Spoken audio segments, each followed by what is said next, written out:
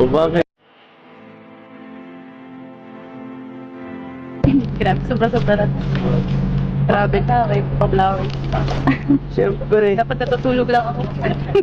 Trabaho. Siyempre para tuloy-tuloy ang saya. No?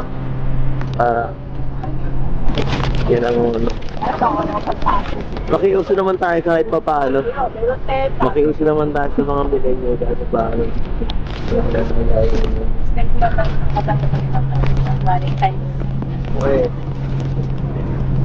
Sigurado seryoso ka? Ako pa lang.